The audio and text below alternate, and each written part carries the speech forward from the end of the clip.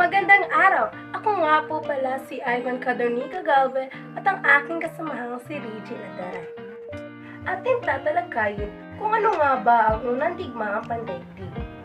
Mula ito noong ika-28 ng Hulyong 1914 na magpahayag ng pagkikidigma ang Australiang Ugaria laban sa Serbia na siya namang nagbunsod ng dalawang magkalabang alyansang nabanggit kasama ng maging ang kanilang kolonya ng makibaka sa isa't isa.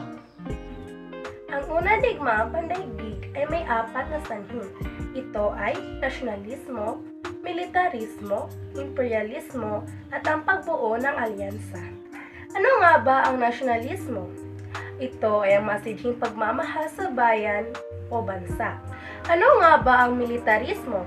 Ito ay persong sandatahan ng militar sa lupa o karagatan. Ano nga din ba ang imperialismo? Ito ay ang paraan ng pag-aangking ng mga kolon at pagpapalawak ng mga kapangyarihan. Ano ba ang pagbuo ng alyansa? Ang pagbuo ng alyansa ay ang pagbuo ng grupo o pangkat ng mga bansa. Epekto na unang digmaang pandaigdig. Natalo ang Central Power sa digmaan at sinagawa ang pagpupulong sa Versailles upang formal na tapusin ang digmaan at pag-usapan ang kaparusahan ng mga talunang bansa. Sa kabuuang nanghina lahat ng bansang European dahil sa tagal, hirap at gastos ng digmaan. Nag-iba ang balanse ng kapangyarihang balance of power sa daigdig. Ang United States at Japan ang matatawag ng mga superpowers o mga pinakamakapangyarihang bansa ng panahong niyaon. Sa Versailles nakuha ng Japan ang siyantong na dati ay nasa kamay ng German. Binigyan din ng kapangyarihang mamuno ang Japan sa mga isla sa Pacific Ocean na nasa hilagang ng Equator na dating nasa kamay ng Germany.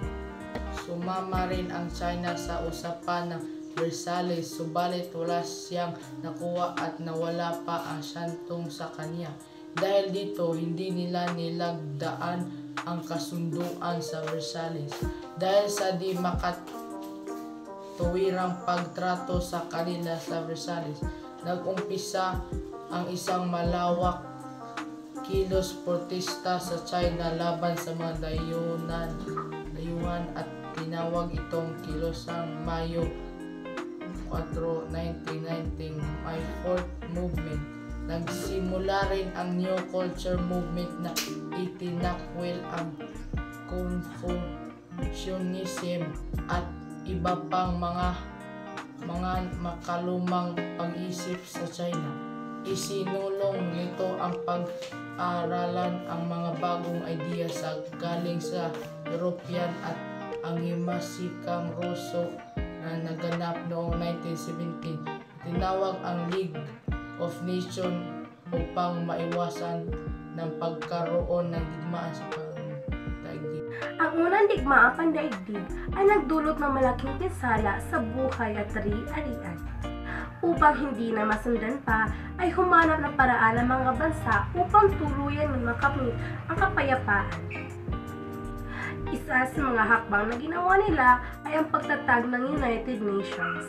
Noong 1943 ay naganap ang Moscow Conference na dinaluhan ng mga kinatawan ng United Kingdom, United States of America at China, kung saan pinirmahan ang Declaration of Foreign Nations. Sa kasunduang ito, napakaloob dito ang petsa ng isang pagpupulong ng pandaigdigang samahan. Ang kasunduan na nagtatadhana na ang United Nations at mga member states nito ay pananatilihin ang pandaigdigang kapayapaan at seguridad.